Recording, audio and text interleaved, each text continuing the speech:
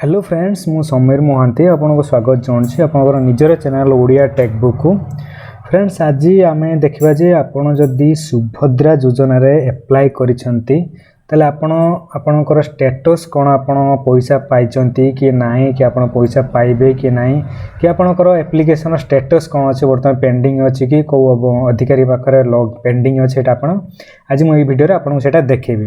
तो फ्रेंड्स आपड़ जदि आपण मैंने पीसी कि लैपटॉप यूज करते आप क्रोम ब्राउजर खोलेंगे क्रोम ब्राउजर खोलते जब आप मोबाइल यूज कर स्मार्टफोन ताले आपण मोबाइल क्रोम ब्राउजर ओपन कर यार साइड 3 डॉट क्लिक कर डेस्कटॉप साइट को ऑन करदे।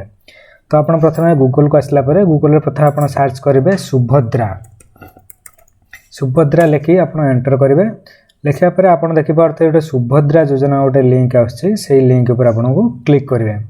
आउ जदि आप डायरेक्ट ये वेबसाइट को आसा चाहते मुझे डिस्क्रिप्शन बॉक्स रे ये वेबसाइट लिंकटा देदेवी आप से लिंक क्लिक कर डायरेक्ट वेबसाइट को रिडायरेक्ट हो पारे। तो ये वेबसाइट को आसिया पर आप देखिपे ऊपर अधिकार लॉगिन गोटे देखुंत से अधिकार लॉगिन ऊपर आपको क्लिक करा पड़ो। अधिकार लॉगिन क्लिक कलापर आपको देखिपे department login CSC login MSK login माने मो सेवा केंद्र लॉगिन आउट अच्छे हेल्पलाइन लॉगिन जदि आपण पाखरे सीएससी आईडी अच्छी ताहले आपण जनकर एप्लिकेशन स्टेटस को चेक करि परिबे नहेले आपण चेक करि परिबे नाही। एकर आम पाखरे सीएससी आईडी अच्छी एकर आम एतले चेक करिया कले आम सीएससी लॉगिन ऊपर जिबानी तळे जो छोटे हेल्पलाइन लॉगिन आपण से हेल्पलाइन लॉगिन ऊपर क्लिक करिवे। हेल्पलाइन लॉगिन ऊपर क्लिक कला पर आपण देखि पारथबे ओटा अछि ऑप्शन ईमेल आईडी आ पासवर्ड आपन जहाँ भी सीएससी आईडी रे ईमेल आईडी अच्छी आ पासवर्ड जहाँ अच्छी आप क्लिक करदेवे करी सिंपली लॉगिन बटन ऊपर क्लिक करेंगे। चलो तो आम आम आईडी आ पासवर्ड दे लॉगिन करवा।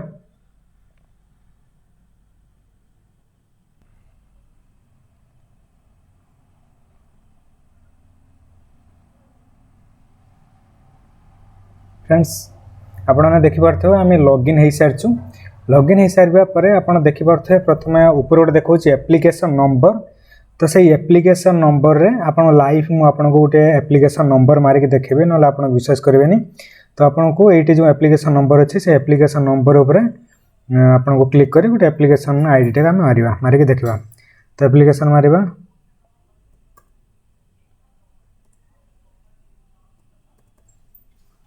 -00